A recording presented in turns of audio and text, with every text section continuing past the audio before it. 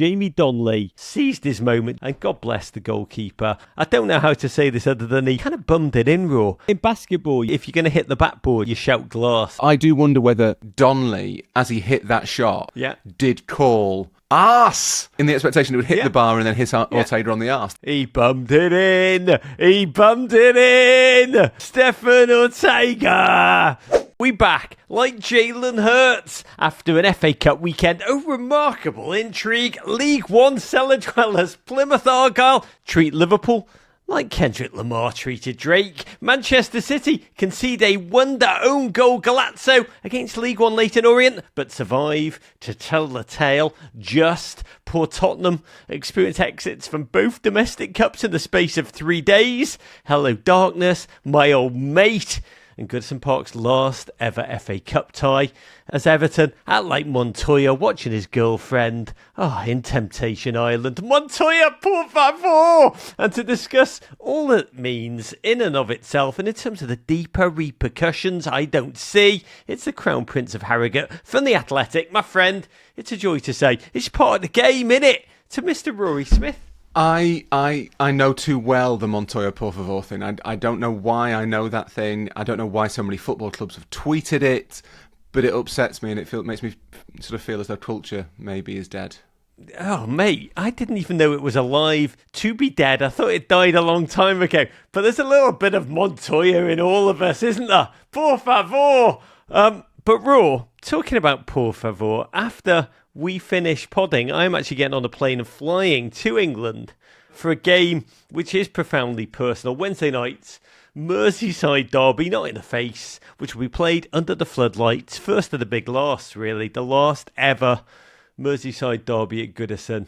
You know, I totted up the number of Everton wins I have seen in my lifetime.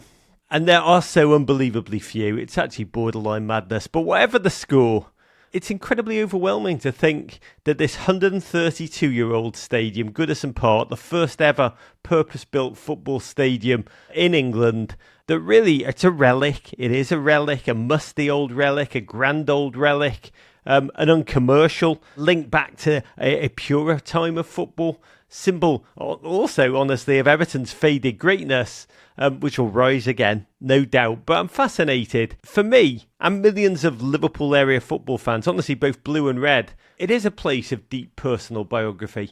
And I want to give you a blast on this moment, this loss of Goodison, because it's like a national heritage site of collective memory. Yeah, it's one of the most evocative places in English football, Goodison Park. The way it kind of, you can see the, I'm not even sure what the technical term is for the big iron bars that kind of jut out from the roof, the blue ones. Jutty things, I think. The big iron jutty things that come out, and you sort of glimpse them as you come along County Road. There is, even as someone who has no sort of tribal affection for Goodison Park, it is a wonderfully kind of evocative place. And actually, one of my defining memories of it is when nobody was there. I went to the COVID derby, the one where Jordan Pickford broke Virgil van Dijk. Mr. Carlo. I'm not bitter about it, it's fine. It's fine. But there was no one there, and you kind of walked in to these, obviously full-on mask, and you walked into these kind of really sterile-feeling corridors, completely empty, echoing your every step, because it's old concrete and stone. You can hear every step. And then there were, I don't know, maybe 50 or 100 people inside the stadium. Just the media, a couple of stewards, maybe the TV camera people, and the players, obviously. And it felt so empty and soulless for what should have been one of those sort of most raucous nights. I've been to too many Everton wins against Liverpool in the Merseyside Derby at Goodison to want to see another one. But it did feel as though something was so distinctly lacking. The fact that game, which had all the blood and thunder of those derbies, but happened in this really sterile, sanitised environment. And you realise what Goodison is not just the iron jutty things and the concrete and the stone and the steps and the stairs. It's the noise inside it. And without it, it's just a shell. And that noise, when they weren't booing, was pretty special. You know, ultimately, what is a club? And Everton, particularly in recent times, have been hanging on by, as you hint, the passion, the belief, when everything pointed to the contrary of the fan base. So I'm expecting so much passion, but so much memory. You know, I am filming at Goodison tomorrow afternoon in an empty Goodison. I've been in it many times when it's empty before. I actually, as I look around and I remember different places I've sat, the hundreds of places I've sat, always with my dad over the years, there's a saying, there's nothing louder than an empty stadium. And it is the sound of your own memories. Was it Huxley who said, every person's memory is their own private literature? And that's ultimately what Goodison is to me. I think for millions who've been there, it's a place where your own biography speaks to you in that moment. You remember the happiness, you remember the agonies too. You're grateful for both. I shared it with my dad. He's no longer with me. I'm actually going with my best friend from year zero, Jamie, who's come in from London. His dad died when he was quite young, but he was also a proper blue. There'll be 2 of us there in body on Wednesday night, but I know there'll be 4 of us in spirit. And I said that we're chatting to Jamie last night on the phone, and I think you'll relate to this. No matter where you went to football when we were growing up, I think it was the same. And we were laughing like, unless you felt that strange wet warmth on the back of your legs while you're standing on the Gladys Street, and you realise that a stranger behind you is urinating on the back of your jeans through a rolled up programme. You've never lived, Ru. That's a weird bar for never having lived, I think. Says a man who just declared culture to be dead, and you're critiquing my random stranger urination. Maybe that is evidence that the whole Montoya Por Favor thing, the entire incident that led to it, is not actually the death knell for Western civilization. Maybe Western civilization has long been dead. The only answer to Montoya Por Favor, it's the game, innit, Montoya? That's what they should have said. Do you know what? If Montoya's reaction had been, well, it's part of the game, innit, then I think we'd all have saved ourselves a lot of trouble. Love is real. And Montoya is, honestly, I looked at it, Montoya is the last. I mean, lap dance aside, Montoya is the last purveyor of true love. Oh, you wonderful, naive, mad bastard. Raw. By the way, my Derby record, I did tot it up over the weekend. 131 total Derbies, all competitions, I believe, since the first of my life, November 21st, 1970, which I don't remember. 62 Everton losses, 47 draws, 22 wins. Just 15 wins at home in my lifetime. What is it they say about the definition of insanity thing? Rog, come on. It's the last Goodison Derby. It's David Moyes' homecoming against the club that he kind of, and I say this with respect, like defined himself against all that People's Club stuff. It was all about Liverpool, setting the Everton identity as being in opposition to Liverpool. There is no question that Everton are not going to lose this game. Of course they're not going to lose this game. Not least as, annoyingly, they look like they're quite good all of a sudden. My God, I will say a figure in Everton has agreed to do an interview, but only if Everton don't lose. I love the fact that it's if they don't lose. It's Evertonian to be like, if they don't lose. When I said that, I thought, so there's like maybe a 5% chance of it happening. All I'll say is, up the effing toffees. And one quick programming note before we dive into, actually. First, we got a quite beautiful show debuting on Friday on YouTube and podcast with Boston Celtics coach Joe Mazzulla, a gentleman, number one, who's amazing, but number two, he's so bloody proper football. Talks about his friendship with Pep Guardiola, the advent of the false nine in the NBA, I crap you not, and the true meaning of success in life. For reals, it is an incredible show. An enhanced version will run on our television show on Peacock on Sunday. Really one of my favourite conversations of the year so far. Also this, Los Angeles area GFOP, save the date, Friday night, February 21st. We'll be in your city for a really, really special, quite intimate live show. Details of which are coming out this week. But if you want to know more, email me now, meninblazers@gmail.com. We will let you know Thursday when tickets go on sale. I can't wait to raise a beer with each and every one of you. But first, talking of beer, I want to raise a toast.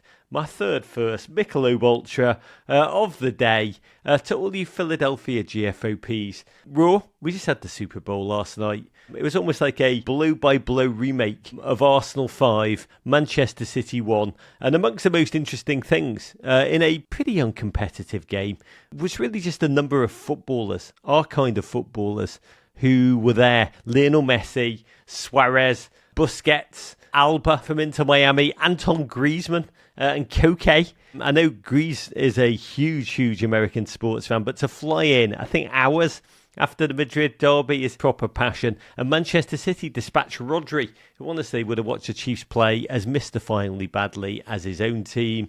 What's fascinating to me is almost the flattening of global sports. This would not have happened a decade ago. But the game respects game of it all. The way NFL stars and NBA stars have become obsessed with elite football. You know, Jimmy Butler announcing his number 10 jersey with a photo montage of him with like James Rodriguez, Messi's number 10. I think even Sadio Mane's number 10. That is knowledge, Jimmy Butler. World-class number 10. Yeah, world-class number 10. But also vice versa. Yeah, I think it is interesting. It's people like Griezmann have been quite significant in it because there is, within European football, within the ranks of European footballers, there is genuine interest now in, particularly the NBA, but I think the NFL as well. Baseball and hockey maybe a little bit less so. Obviously, you see a lot of cross-pollination with kind of the pre-season tours. There will always be a photo op with the local NBA franchise or the local NFL team or whatever. They are conscious, I think, that they can grow each other's brands. There is a commercial aspect to it. But beyond that, I think there is genuine admiration for like the event of the Super Bowl in particular. I think that is a big thing. But also the athletic pinnacle of elite sports people admiring each other's work, I think. I'm not sure that, I don't want to cast aspersions about like Koke and Rodri, maybe that whether they are familiar with the fine detail of like the tight ends run or whatever, I don't know. As you can tell, I'm very familiar with it. But like whether they're watching it as an American, like a long-standing NFL fan. Rodri actually would have been an amazing tight end. Rodri surely's a quarterback, isn't he? I don't know. Rodri probably. I think he definitely play on the defensive side of the ball. Do you think? Okay, interesting. So, but whether they're watching it with the same sort of expertise as me and you have, Rog, I don't know. But I think they admire that, not just the Super Bowl as a must-see event, a sort of bucket list experience, but also they understand exactly the sacrifice and the athleticism and the work and the talent it takes to get there. And I think they probably can appreciate that. There is definitely a resounding of the fact that the World Cup itself is now the one global, it's like a global eclipse. The one giant billboard that is visible across the entire planet at the same time, and the Super Bowl increasingly so. By the way, Rodri probably would have looked at the Super Bowl and thought it was a bit soft. But in that conversation with Joe Mazzulla, to your point, he did talk about what it's like when Bukayo Saka comes over. And Jaylen Brown, who's really mad for Arsenal, wanted to be a Premier League footballer when he was a kid. I did ask them what they all talk about, and it's exactly what you framed. A mutual bonding of the unique challenges, the unique bubble, the unique joys, the unique loneliness of being an elite global athlete, which is where they all connect. And by the way, talking about Rodri, the Chiefs needed Rodri more than Manchester City do at this point. But God bless you, all Philly area fans. I do have a soft spot for your city. I've talked about this before. Its spirit reminds me so much of where I come from, Liverpool. Two proper hard cities where sports are everything. The rest of the world despises your joy, I think, which makes it count double. And talking of green glory, let's go to the football and start with the most delicious shock of the FA Cup fourth round. Second tier, Plymouth Argyle 1. I think you have to say sick. Do you say that in oral as well as written? Because it almost sounds like such a shock. Liverpool Football Club 0. And who saw this coming? The worst team in the Championship against the best team in the Champions League. Liverpool, fresh off shattering Big Ange's Wembley dreams in the Carabao hunt for every single tournament they entered.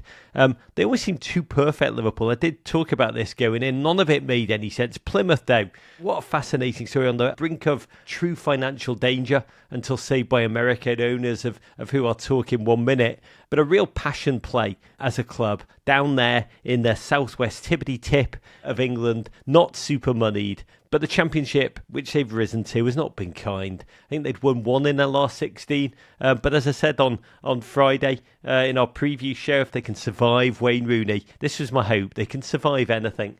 And they prospered in that first half at home park against, it should be said, quite an experimental on a slot side. I think about 10 changes, possibly, from that win against Tottenham Thursday night. Front three of cult hero Chiesa, Jota, and Diaz, still elite. 17-year-old Trey Neone in midfield, alongside 20-year-old James McConnell. Liverpool raw, 78% possession, just one shot on goal in that first half. When did you realise, watching this, that all possibly... ... was not going to go as planned? This is going to sound really stupid, but when I saw that it was sunny, I got a little shock of, hang on. What? You have to remember, this is Was it the stats February. where you're like, oh, slots team? Yeah, statistically. When sunny... Do you know the stats for every weather form?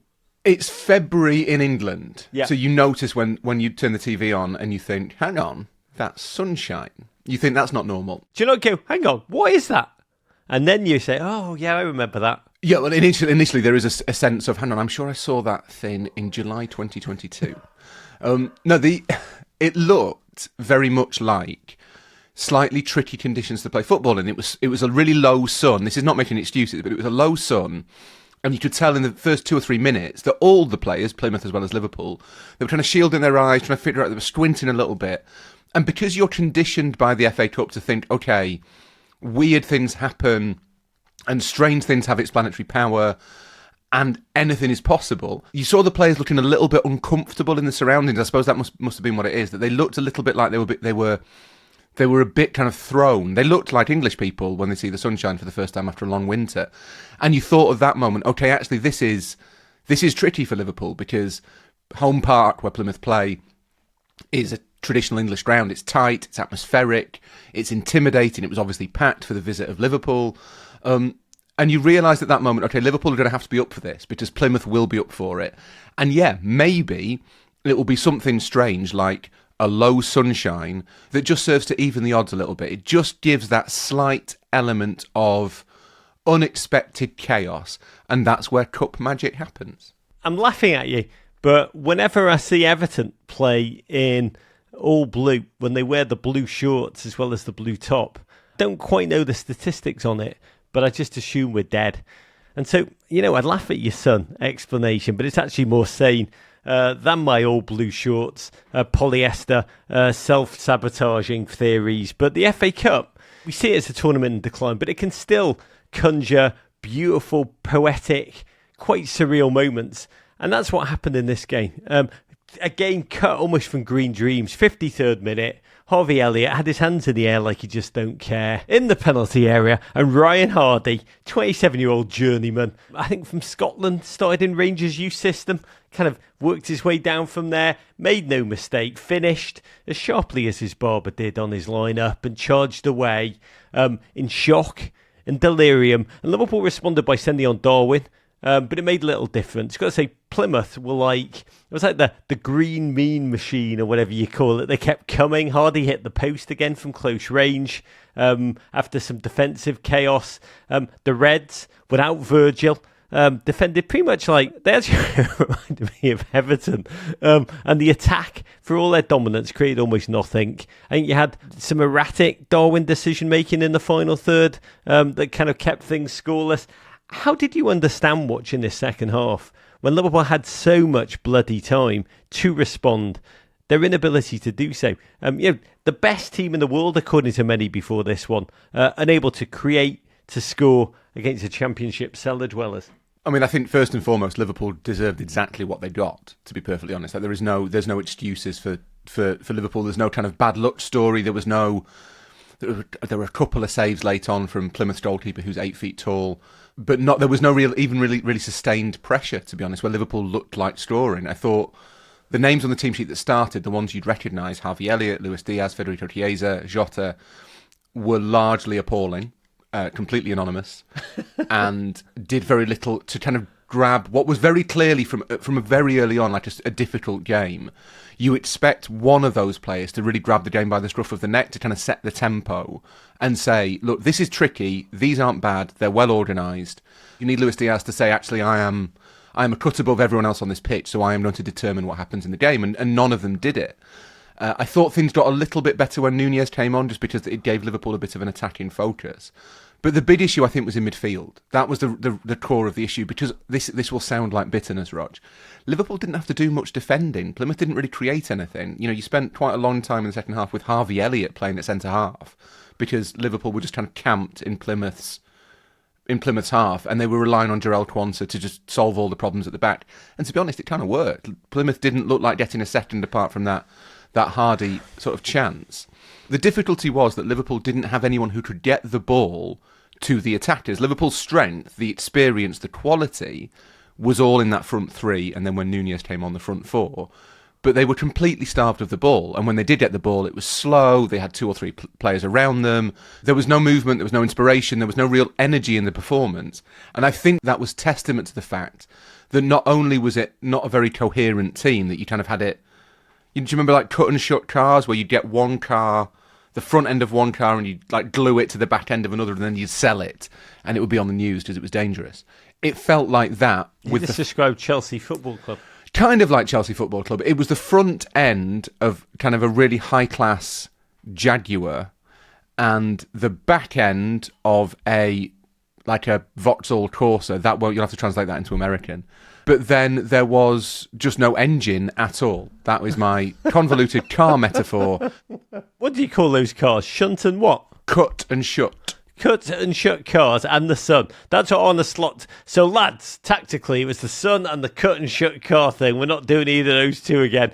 But you talk about a lack of energy. All the energy came from Plymouth's defenders. That Ukrainian Maxim Tolyavarov just lost his mind with every single block and tackle down the stretch. Hazard, as you said there, 8-foot goalkeeper. Incredible late save. He's not foreign. He's Hazard. You think it's Hazard because of Eden Hazard.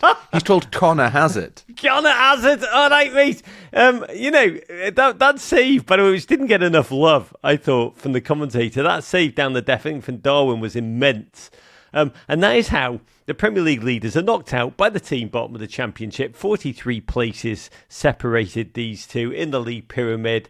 Just Liverpool's third loss of the year. And I want to get to Plymouth in a moment. But Liverpool on a slot. Raw, your quadruple dreams suddenly dashed. Squad he put out was weak. Selections, particularly the bench, almost more than the starting 11. No Mo Salah, no Cody Gakpo, no Virgil van Dijk. Risky on one hand. Maybe overlooking the level of the opponent. We don't know. Maybe not caring about the FA Cup at all. Because let's be honest, Liverpool have bigger battles, bigger trophies to win right now. Where are you on this? Whether it matters, will Slot feel any kind of sting, or will he be like, we got a title to win, lads, this tchotchke, it's nothing to do with me? To an extent, that gets decided in hindsight, doesn't it? That if Liverpool go on and win the league, no one will remember this year as the year they lost to Plymouth in the FA Cup. I think if they don't, then it becomes the sort of thing that does cause a little bit of a reddening of the face, to be honest. They'll say, where did it all go wrong? In the sun. It will be traced back to their experiences at home park. I think momentum is quite fragile, and it's possible that will have cost, it might have cost Jota or Diaz a bit of confidence, I suppose. I can see why Slot did it with the schedule that Liverpool have coming up, especially in February. They now have this really weirdly uneven schedule where they've got 5 league games in 15 days, and then they play 1 Premier League game in March, which seems completely crazy, but that is the way that it's panned out for Liverpool. And I'm not sure that either of those things, either the overload in February or the massive hiatus in March, I don't think either of those are actually in Liverpool's favour. I think it's less to do with, I think it's presented a lot as not caring about the FA Cup. I don't think it's that. I think it's an acceptance that at some point something has to give, and you take a gamble. Arne Slot will have sent that team out yesterday thinking this team should be good enough to beat Plymouth. Plymouth are bottom of the Championship. I have named 3 high-quality internationals up front, England youth internationals in midfield. The captain of Japan, or the erstwhile captain of Japan, is playing kind of a hybrid role between defence and midfield. He started with Joe Gomez, Liverpool's longest-serving player. Kostas Tsimikas is a Greek international. These are not... He did not send out a group of 16-year-olds to be beaten. I think he will be deeply disappointed with how some of those players performed. It will inform his thinking a little bit in the future on the reliability of some of those players who came into the team, but also possibly, it's a piece of information that he'll use about James McConnell in midfield and Trainioni in midfield. Like, if that is a test that they have failed, and I think that's probably true to say they have, then that maybe influences what Slot does for the rest of the season in the summer. I don't think he wanted to go out of the FA Cup, but the team selection is kind of proof that he was prepared to tolerate that as a risk. And the best example of that is that with 15, 20 minutes to go, searching for an equaliser to avoid a really embarrassing defeat, a rare setback in his time at Liverpool, he sent on Trent Cone-Doherty, who is not the sort of player who you send on to try and salvage a game. It was another kid, it was another gamble, let's see what happens now. That tells you a lot about how Slot approached that game, but I don't think that means he will be glad to be out of the FA Cup, and I don't think it means that it will sting any the less internally.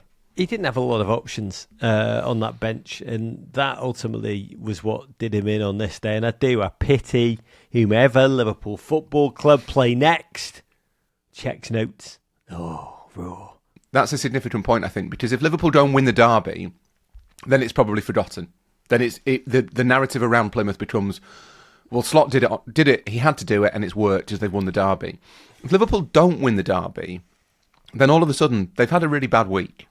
And that's not ideal, I think, in a nip-and-tucked title race. You got me dreaming. Not going to be able to sleep on the flight back tonight, but what a day for Plymouth. A squad who I think are on about 7% of Liverpool's annual wages. A team who've suffered this year through a quite miserable promotion to the Championship. I think they kept 2 clean sheets in their last 30 games. They've now kept 2 clean sheets against Premier League teams back-to-back. They beat Brentford and now Liverpool in the FA Cup under their new Bosnian manager, their new Bosnian hope, to be honest. Miron music, this beautiful head of hair. I mean, what a performance. Really one of collective defiance is how I'd kind of describe it. The defender, Nikola Katic, made 11 headed clearances, most by a player in a game against Liverpool since, I think, 2020, which is remarkable. Gent in this game lost a tooth, like an NHL star, kept playing, then went on live TV, and in a very short interview, dropped the F-bomb twice. That, I believe, is my kind of hat-trick. But the last time Plymouth beat Liverpool, 1956. And I do hope this kick-starts their season. I love watching this game, and not just because I'm a hate-filled Schadenfreude merchant, but also because the lead investor who took over, who saved in many ways this Plymouth team, is a listener to this podcast, the GFOP, Simon Hallett. Long-time listeners will remember him coming on. He's a gentleman who lives in Bucks County, Pennsylvania, if I remember. He's from Plymouth, grew up near the stadium. They were his childhood team, came over here in America, became a money manager, made a lot of money in finance, and led this team. He's now the chairman of Plymouth. You will have seen him if you watched the game, and quite fetching. It looked self-knitted, and it was beautiful hat that he had on. But he'd heard on this show a number of people who brought the teams they loved as a kid. Barry Hearn coming on, talking about ownership of Leyton Orient. Steve Parish talking about Crystal Palace. And he decided to take the leap with his own team, who then were really languishing. He's brought them up a couple of divisions. It's been remarkable to witness. He emailed me last night and he said, Rog, you seem to have forgiven us for our under-18s knocking Everton out of the FA Youth Cup last week very quickly. Today's result was crazy. You'd love our new coach. He preaches bravery and courage. It was incredible to see the city turn the lighthouse illuminations green. Possibly the best day in Argyle's history. Raw. We talk about the FA Cup being in decline, but what this win could do for Plymouth. Yeah, I've always felt that the individual power of the FA Cup in any given instant and the overall meaning of the FA Cup are two separate things. The FA Cup does not mean as much as a trophy as it did in the 70s and 80s, but it's because there's much more football. The FA Cup final is not the only game on television. You know, the Premier League is the best league in the world in a way that it wasn't in 1987. The meaning of the FA Cup is relative to all of those other things around it, to the Champions League, the power of the Champions League, the power of the Premier League, the amount of football you can see, how much you care about La Liga and Serie A and the Bundesliga. The FA Cup has diminished in stature because everything else has risen around it, and it was previously artificially inflated by its status as the only competition on TV in England. What hasn't changed at all is how much a giant killing, a big FA Cup result, can galvanise a team, a city, what it can mean to a fan base. You talked about Goodison being a repository of memories for people. the memory of all of those people who were at Home Park today, and a lot of people who weren't at Home Park but in years to come will claim they were. Well, that is huge. Those are the moments that the kind of lore, LORE, of a club is built on. And that doesn't change because it's the only competition, along with the Carabao, that brings the minnows into direct competition with the elite. So, yeah, it will be forgotten in years to come that Liverpool sent out a second team. It will be forgotten that they ended the game with Harvey Elliott in central defence. Like, none of that will matter. You say in Plymouth pubs in 20 years' time, it'll be in the Liverpool of Mo Salah and Virgil van Dijk rolled into town and we saw them off. That's how it'll be described. Virgil van Dijk couldn't handle Ryan Hardy. It was like he wasn't on the pitch. Yeah, but those memories are really important, and it is incredible. Even as a Liverpool fan, it is incredible that Plymouth get that moment, and there is no reason to try and mitigate it or to try and kind of take it away from them. Plymouth were brilliant, especially off the ball yesterday. It was an incredible FA Cup occasion. They deserved to win.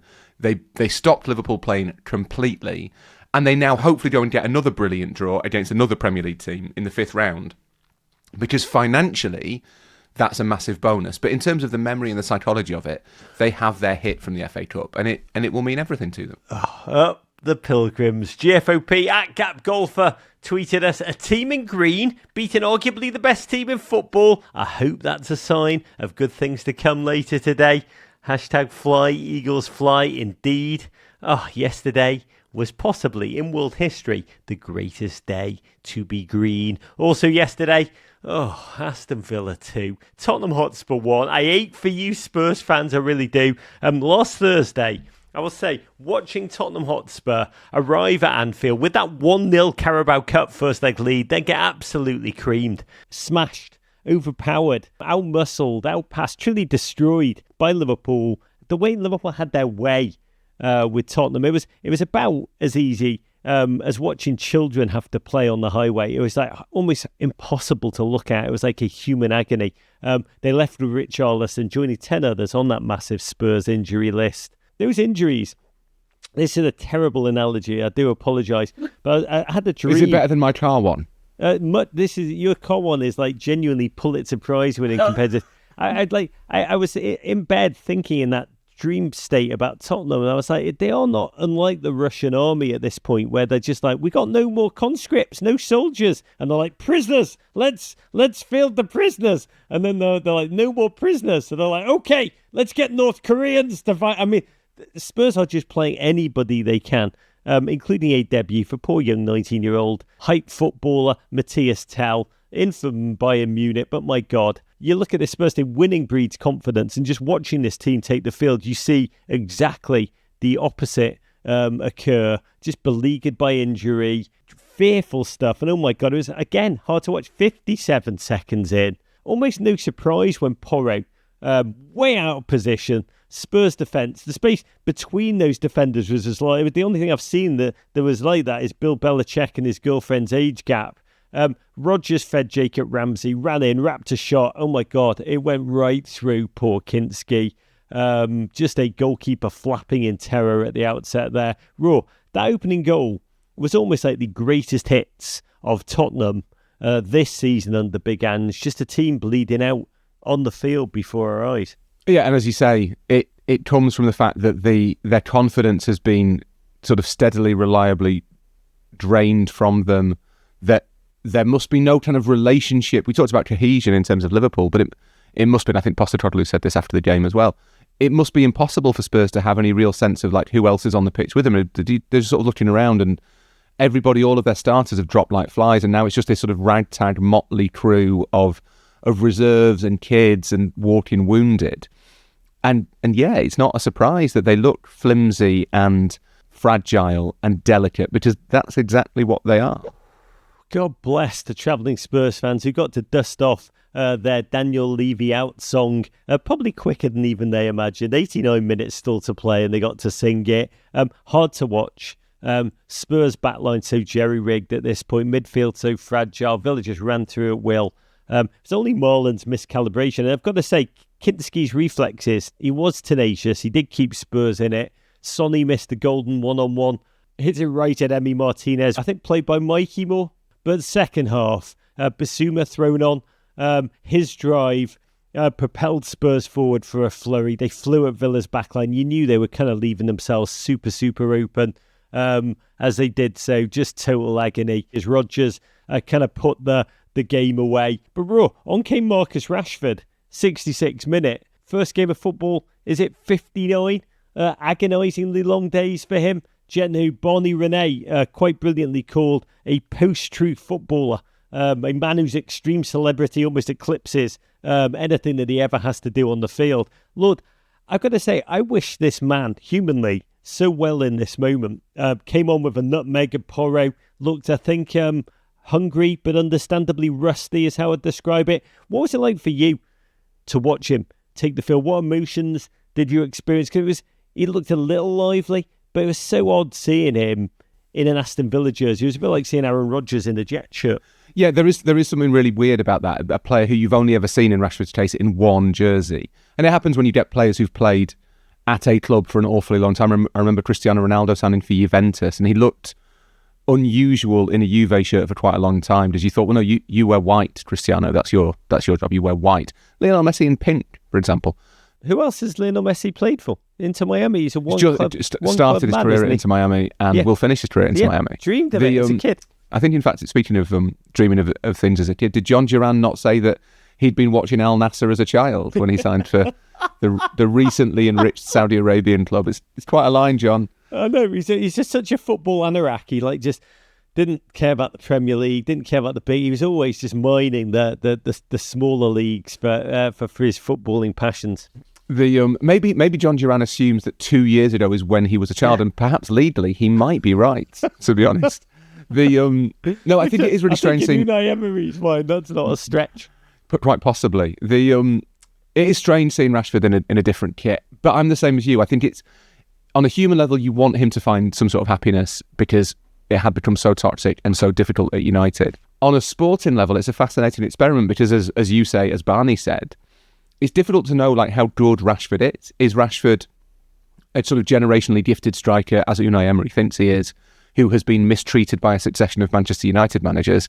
Or is he a player who is a very good Premier League forward who scores goals in flurries, but was never quite the player that Manchester United wanted him to be?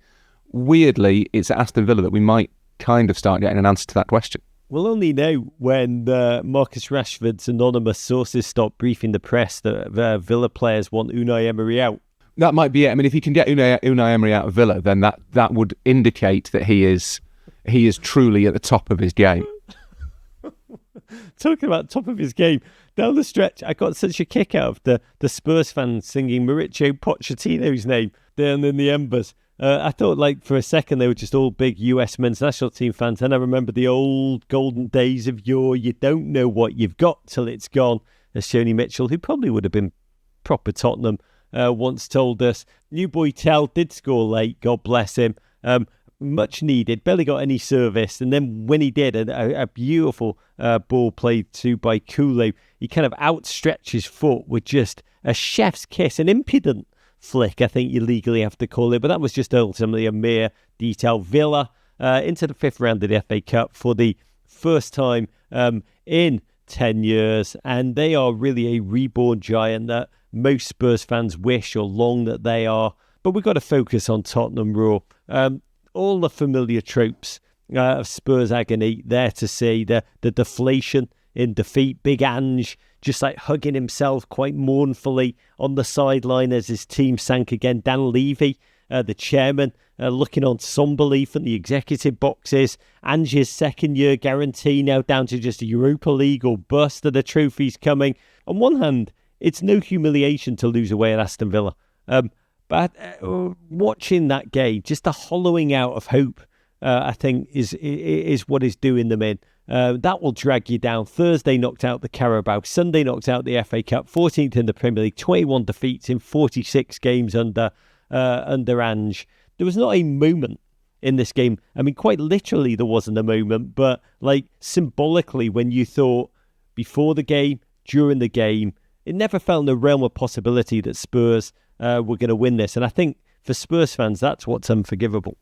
It's a dangerous moment for Postecoglou, I think, because the quote about always winning something in his second season, I think was meant a little bit with a tongue-in-cheek, right? He didn't mean it quite to play out as, or to be taken quite as it was. Oh, I thought that was like a desperate jab at the media. That was just like, yeah, back maybe. off, lads. It was, yeah, it may well, yeah, that interpretation. I'm not sure it was, I think it was meant to be taken seriously rather than literally. Does that make sense?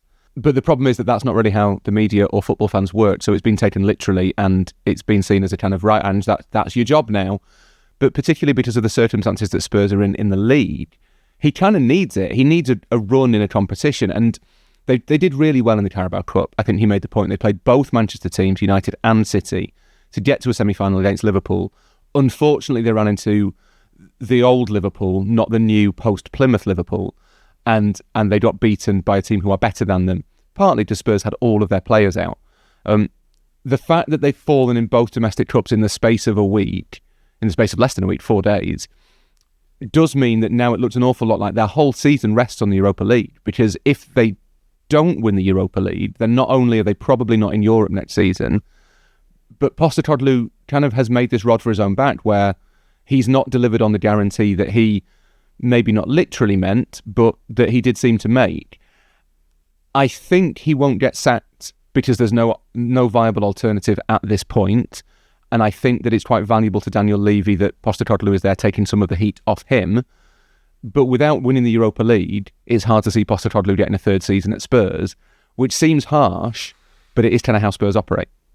Bless. Tottenham face Manchester United next weekend. A game which should be like the Spider-Man meme, pointing at Spider-Man meme of pathos and sadness. Back to Saturday, and an almost shock. Third tier Leyton Orient 1, Manchester City 2. I laughed before this game. I laughed wrongly when the Leyton Orient manager, Leyton of League One, I think his name's Richie Wellens, he said to the press how up for the challenge he was.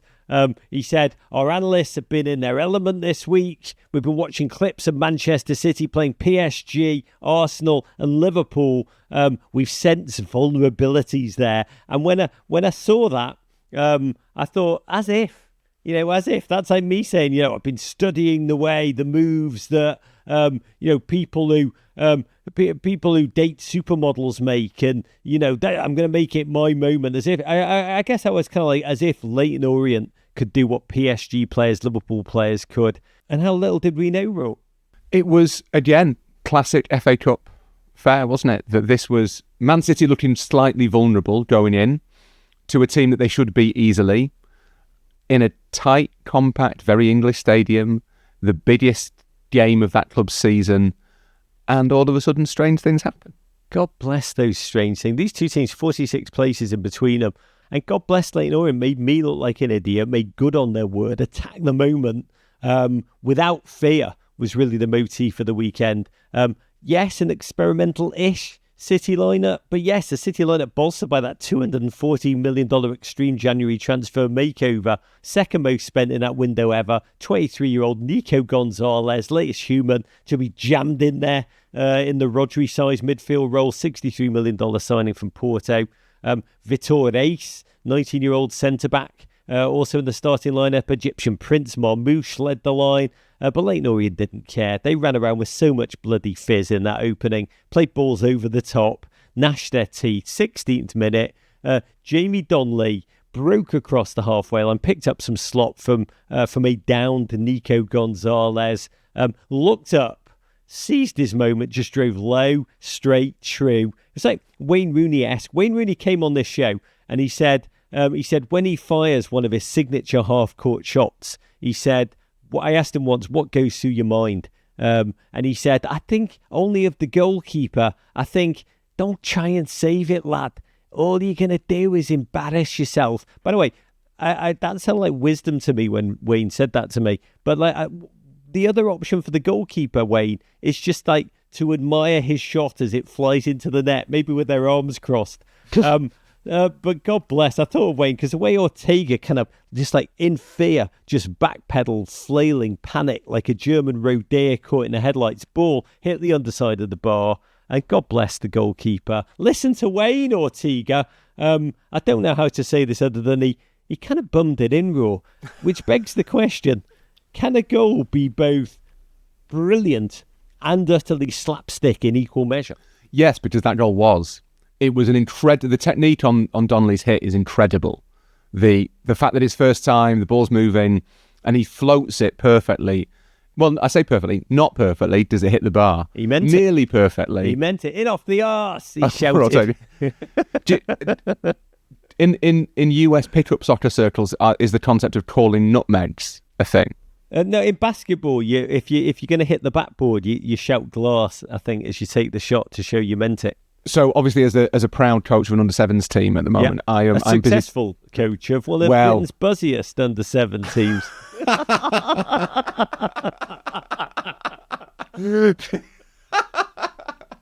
the not that successful. I'm just writing your bylines for you. That is the intro to my Vogue profile. Yeah. No, we lost 5-0 at the weekend, Rog. Actually, very heavy pitch. Disappointed. Was it? Was it the sun, lads? 0-0 at the opposite. It was too rainy. They're not used. They're pampered kids. Our kids. They play on 4G all the time, so they're not used to proper grass. And obviously, it's February in England. It's not grass. It's mud. Ball didn't travel very well. I blame the conditions. The opposing manager thought I was being a dick. Anyway, did the opposing team in little high children's voices sing, "You're getting sacked in the morning, sacked in the morning"? The taunting was too much to bear. I've been teaching my son that he's not allowed to call Megs. So obviously when you slip the ball through someone's legs, as a grown-up, you're meant to say Megs because it humiliates them. I'm obviously teaching my son not to do that for the time being, with the expectation that he will do it later in life. But I do wonder whether Donnelly, as he hit that shot, did call arse. Yeah. In the expectation he would hit the bar and then hit Ortega on the arse. That would improve it. He bummed it in. Stefan Ortega. I mean, God. And the commentator shouted out, "History will record that the Premier League champions are behind at the East End." I think it was John Champion. God love. Met that moment. Smashed it. Resisted the urge to shout, "He bumped it in," which I would have loved John Champion to say. Did he? Let's look at a replay. I'm pretty sure he bumped it in. God bless John Champion. And City, by the way, suddenly the team had lost 9 of the last 13 games on the road. It did get worse for them. Poor Nico Gonzalez limped off in the 22nd minute with a knock. Leyton Orient fans sang at Pep, "You're getting sacked in the morning," which they would have loved. They also sang, I love this, they sang "National League Champions, you'll never sing that," which, I'm sure the competitive spirit in Pep, he felt like shouting out, "Just wait till 115 charges are decided upon, and we'll see." Those charges, according to Pep, by the way, this month, the ruling will come out. But Brisbane Road, you called it tight. I think it's just over 9,000 seats. It was totally bouncing. Second half, Pep did a double change. John Stones and Uzbek meme, Kuzanov came on, and City started to turn their intent into menace. You kind of smelled the goal before it came. 56 minute, quick corner, Rico Lewis, little mid-ranger, speculative, I think you call it, smashed off Kuzanov. He was actually trying to duck out the way, deflected into the corner. I loved the City fans immediately sang "Champions of England" at Leyton Orient. Kuzanov raw. Is he the FA Cup underdog story that no one saw coming? It's a nice moment for him, isn't it? I mean, it seems like it's maybe not a goal he should claim because he didn't mean to do it. But after that horror debut against Chelsea, it is nice to see him kind of starting to settle in. I think it was a deliberate plan that Guardiola gave Vitor Reis 45 minutes and gave Kuzanov 45 minutes. They are both very young. They will both need time to adapt. And ultimately, you know what? An FA Cup 4th round game at Leyton Orient, not a bad way to kind of learn some of the finer points of English football culture. Yeah, I mean, God bless. From that point on, it really did feel like it was City sort of Damocles, and Orient probably drew strength from the fact that they forced City to put on both KDB and Phil Foden to get the business done, which came in the 79th minute. Jack Grealish, God nice to see him. Delicious pass into a speeding KDB. God bless. What a sense of menace he finished with, just on the stretch, dainty little dink, right boot. Orient, God bless, had the chance to equalise at the death, but Daniel Happy, 27-year-old defender, played his whole career at the O's, just smashed that ball over, goal gaping, and that was it. 3rd tier Leyton Orient. Lovely story. Owned by another British-American, Boston-based Nigel Travis, former CEO of the great Dunkin' Donuts. Another gent who was born, I think he was born within 5 miles of Orient's Brisbane Road Stadium, made his fortune over here. It's getting to be a familiar pattern. Used it to save the club he loved from the threat of extinction in 2017, and has brought the O's from the National League to where they are. And I'll just say, days like, I mean, it's what you said earlier, Raw, about Plymouth. Days like Saturday, even in defeat, they will be remembered, I think, looking at this game for a generation, for the way their team fearlessly took on the 4 times champions of England, got to sing all their songs, got to laugh together, you get sacked in the morning. They watched a wonder own goalazzo, I think you'd call it, with their own eyes. And I bet, to your point, that own goalazzo will come from further and further out with every retelling. Yeah, it'll be that Donnelly hit it from Hackney. He actually from the marshes. He started his run at the Tottenham Hotspur Stadium. It's exactly the sort of game that will go down in kind of the folk memory of Leyton Orient, because for 70 minutes, 75 minutes, they were either ahead of or level with Manchester City. The fact that City's form going into it has been dreadful. The fact that City got Real Madrid on Tuesday, that will all be forgotten. What matters is that for an hour and a bit, they stood toe-to-toe with the champions of England, this team that has cost £1 billion to put together. And Leyton Orient shared a pitch with them and looked like they belonged on that pitch. And it's brilliant for those players, because you might get a couple of those players who end up playing further up the leagues and maybe even getting into the Premier League. But the vast majority, like Daniel Happy, they will spend their careers in League One and League Two, and they will make a good living from football, and they will have a wonderful time doing it, and that's brilliant. But to have that moment, to have those games, that is what the FA Cup is for. That's what's so special about it. And Leyton Orient were brilliant throughout. And to be honest, I think you're being a little bit harsh. Although City did have 2 or 3 chances to equalise before the Rico Lewis goal, the goal itself was quite lucky. And in the 10 minutes after that, Orient had 1 or 2 little chances of their own where they could easily have retaken the lead. That was, just as much as Plymouth, that was a proper FA Cup tie. For City, Real Madrid now away Tuesday in Manchester in the playoff round of the Champions League, which no one saw coming. We'll break it down in tomorrow's European nights. Got Newcastle at the weekend too, which brings us to third tier Birmingham City 2, Newcastle United Killjoys 3. From a footballing perspective, really the clash of the round. 2 teams who play such positive, quite audacious, full combat at times, fast-paced, aggressive football. Tom Brady's boys, they honestly do look like a big story trapped in a small story, or a smaller league, League One in name only. Everything about the team, the stadium, the passion, the intensity of the football looks bigger time. They're on an 18-game unbeaten run. Newcastle arrived. They made 9 changes from the team who had gone into Arsenal and absolutely pummeled the Gunners midweek to reach Wembley in the Carabao Cup final. And any sense that the tune were hungover was validated after 43 seconds. Well worked. Almost Arsenal-esque corner from Birmingham. Headed down. Smash from Ethan Laird. One to Manchester United's academy. And St Andrews went utterly DEFCON 5 in this moment. Huge respect to Newcastle. Somehow haired the dog their way back into it. 2 goals in 5 minutes. Young Dane Sula was really just beautiful to watch down that right. Joe Willock opened the goal scoring. I think the goalkeeper did actually spoon it off the line. In a way, the whole FA Cup 4th round was a bit like a false flag operation to make us all yearn for VAR. I did many times. Second goal, some slop cleared up by Callum Wilson. But then, my God, Birmingham, like a boxer, within one incredible punch. And Tomiki Iwata, Japanese midfielder, one to Celtic, ran onto a defensive header. The ball outside the area kind of sat up. Anyone that's played football has had a moment like that where it's just utterly perfect. And you just have that impulse when you're kind of mucking around, even when you're just playing for fun, to just utterly, absolutely. I think the verb's to tonk one. Yeah, that's what he did here. He just tonked that ball, thundered off his foot, physics defying, time, space, all of it shattered.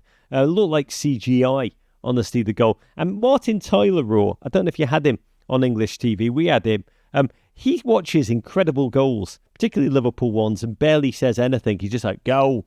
But it was very odd. This goal, he barely breaks a sweat when he watches human poetry. But for this one, he said, this was the best goal of its type he's seen in the 50 years he's commentated.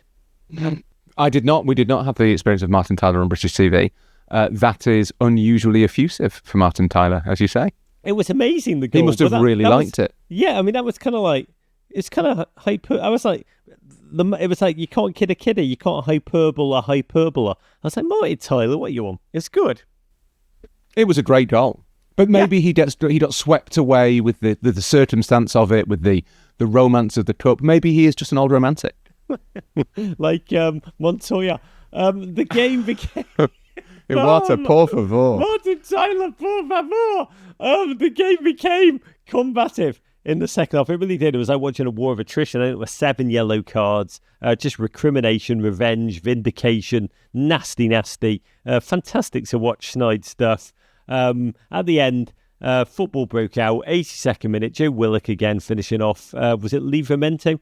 Conjured the move, Longstaff nutmeg in the build-up and a nutmeg in the finish. God bless you, Willock. 1 goal this season, but 2 goals now in this game. And the Toon come back in back-to-back FA Cup rounds from being 1 goal down, like they did against poor little Bromley in the last round. A loss for Birmingham. But Raw, I mean, they will leave this thing and feel, I don't really believe in moral victories. Maybe Everton have moral victoried me out, but they will look at each other and just take confidence that they can aspire to compete at much higher levels, right? Yeah, and another of the benefits of the FA Cup, that even in defeat, I think, for a lot of the teams from lower leagues, you can take massive kind of spiritual inspiration from performing, because it shows you that, okay, it was a weakened Newcastle team, but Birmingham, who are flying in League One, massive favourites for promotion, huge backing from their owners, including Tom Brady, of course, look like a club that is starting to go places. They will look at that and think, well, look, if we can live with Newcastle's reserves, then there is absolutely nothing to fear from the Championship, for example. If we can play like that in the Championship, then we can accelerate our growth. And I think all of that comes from having that chance again to test yourself against those elite players. It's really important that teams like Birmingham have the chance to do that. It's a shame they didn't go through. It's a shame they didn't get to take it to extra time and penalties. But the game was sufficiently finely poised that Birmingham will think, we do not need to feel bad about anything that happened on Saturday. And God bless the Toon. Can we just say, long-suffering fans in a city way up north that has been at times forgotten politically, economically, culturally. They have not won a domestic trophy since 1955 to reach the Carabao Cup final. I am so happy for that deeply devoted fan base who give up so much to follow that team. I do expect the fountains of London to be filled with the sight of extraordinarily large men with Toon Army tattooed in gangster type around their navels, to be dancing nude, filling those London Trafalgar Square fountains with Nuki Brown and savour every bloody second. Manchester United, talking about savour every second, 2. Leicester City 1. Super Bowl of sadness. 2 lolloping teams. Beleaguered Ruud van Nistelrooy returning. Two-faced fallen Prince Ruben Amorim. I think you call it a sad-off in Liverpool. Ruud had beaten his own Leicester team twice when he was interim manager of Manchester United. Beat him a combined 8-2. Amorim's United in this first half, though, yet again, woeful, abject, lost boys. This was against a Leicester second sting they were dire against. Leicester headed for relegation. Not a single shot on target at home for Manchester United. Leicester emboldened, scored late on in that first half off a slapstick goal that could overread, which led to the United fans booing off their own team because once again, Amorim's starting 11, they've been terrible. That's been just a very odd motif of this whole United mid-season descapade. Just 1 goal in the last 15 in the first half, and I think that was a Bruno penalty. 0.04 XG at home in this one, Raw. I mean, this has got to be, at this point, on Amorim and his tactical selections, right? Yeah, there's an element of Rorschach test about it, isn't there? You can either look at Ruben Amorim as someone who consistently gets his starting 11s wrong, or you can look at him as a decisive manager who knows how to fix a problem. Or maybe he's both. But it's not ideal, and yet it does feel increasingly like the next few months are going to be a real slog for Manchester United. How SHIT must you be? We're winning away, sang the Leicester fans. By the way, they felt so confident. In the 60th minute, they started to ole every single pass. You can ole your passes too early.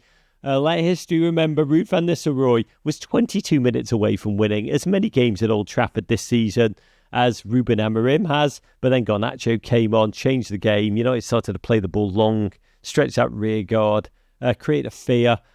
Which now FA Cup cult hero, that's his official title. Josh Zirkzee capitalised on, finished some slop. Game headed towards overtime, nobody bloody wanted, and Harry Maguire, God bless him, just knew that Leicester defence goes to sleep. God bless him also. Third minute of extra time, slightly offside off a cross, but FA Cup doesn't do VAR. He nodded down, probably knew there was no VAR, so took a little chance, nodded down at Hernegurder. GFOP tweeted, honestly, fair play to Harry. He knew there was no VAR. Why not push it? That is the Manchester United way.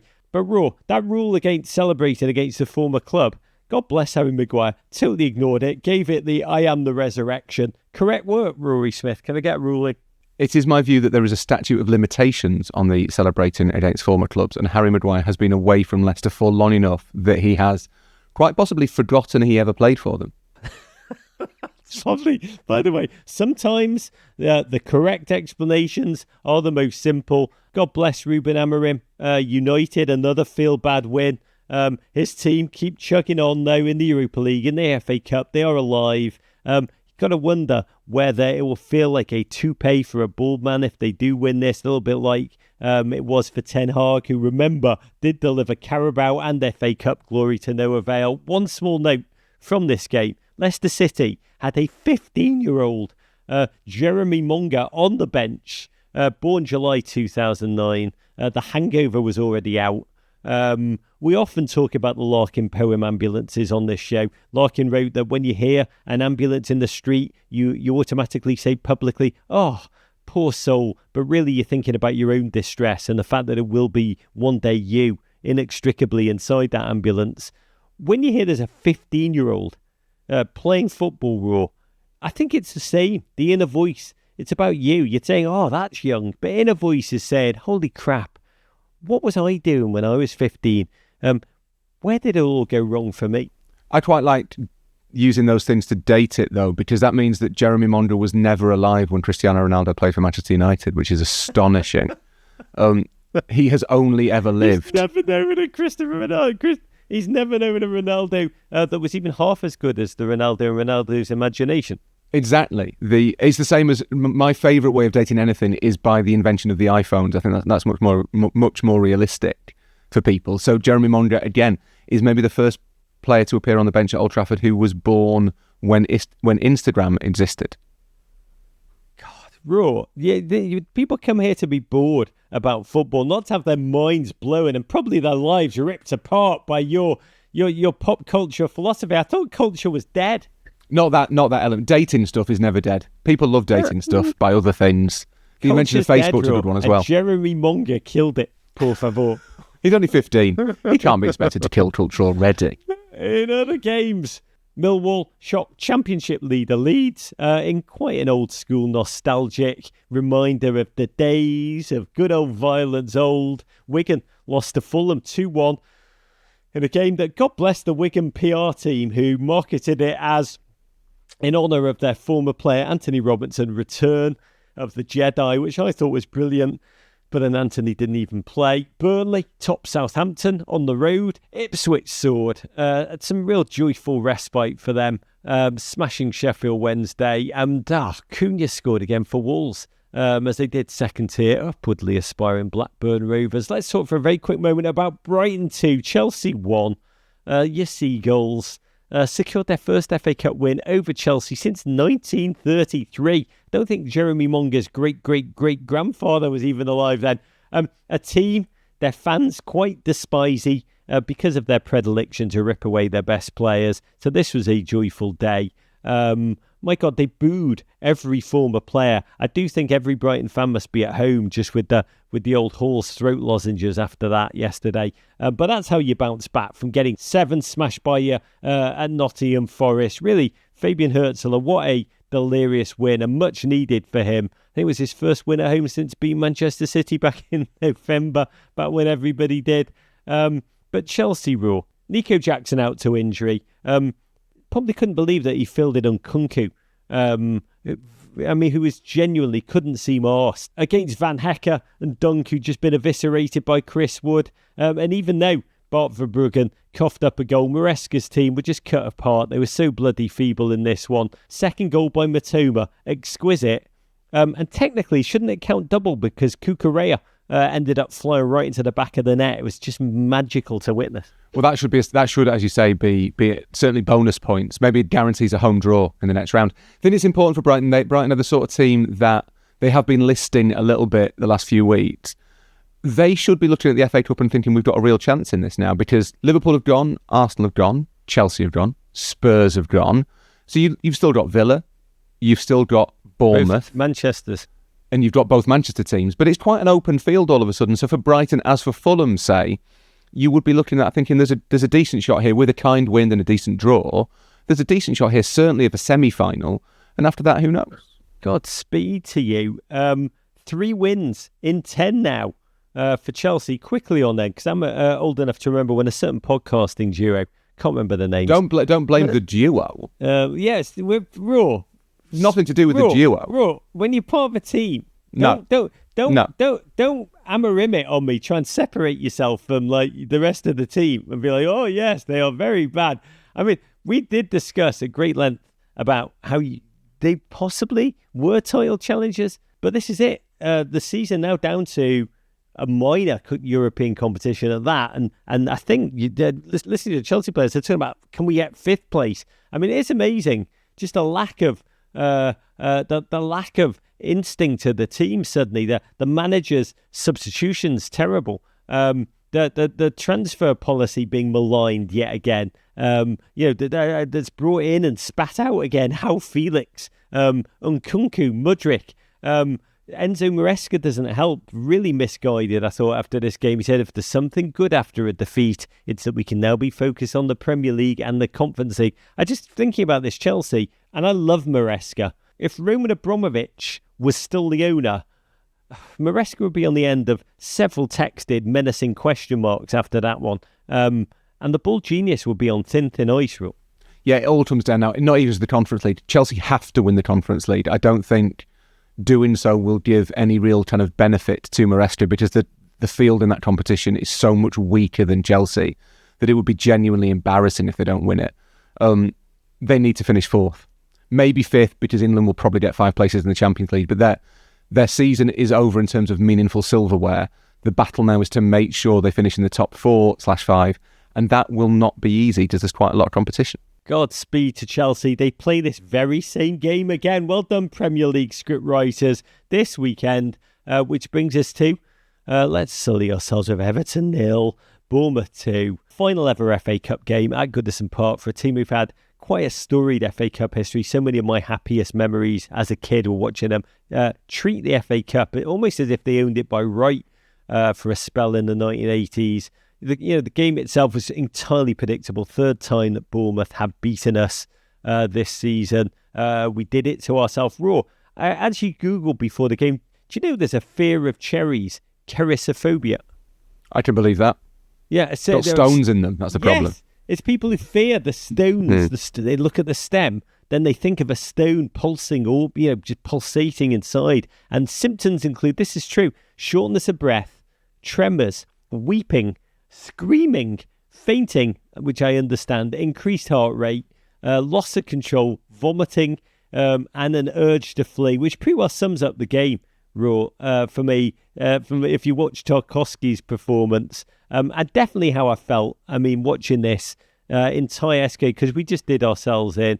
Cherisophobia is a bitch, man. I didn't treat it seriously until I had to watch this 90 minutes. We coughed up a goal by giving away a penalty needlessly. I've got to say, if you're not seeing it, see Semenyo's. What do you think of that? The super funky turnaround, it's like a turnaround jump shot of a penalty.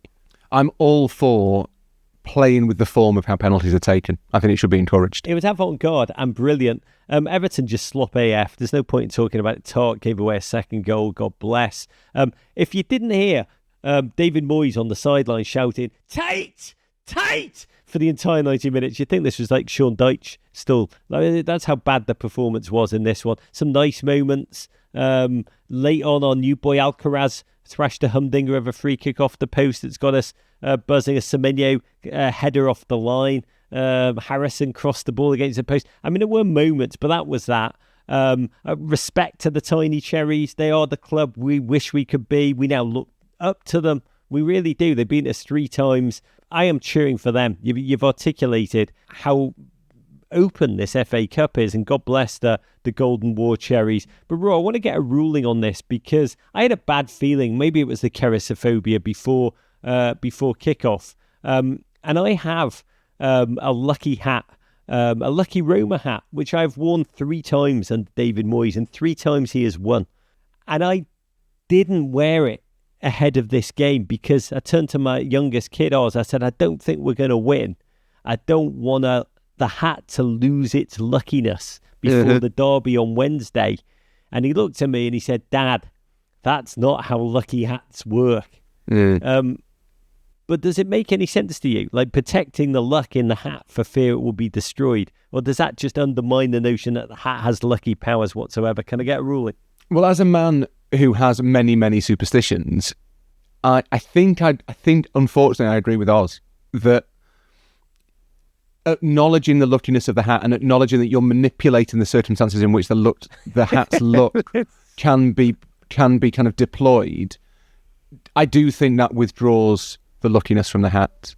It does. I understand the logic exactly of why you did it, and I think I've probably done similar things before, but it is the first step on that no longer being a lucky hat. It's part of the game, isn't it? It's part of the game.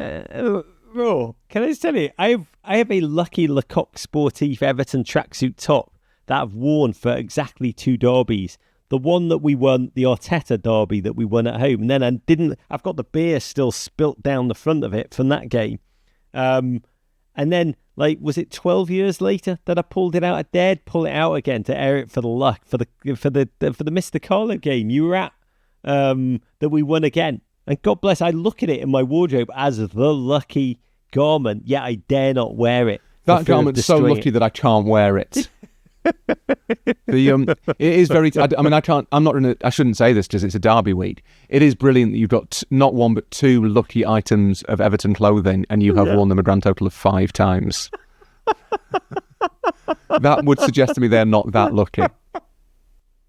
Oh, we better get to the letter of the week. We do adore the bulging mailbag.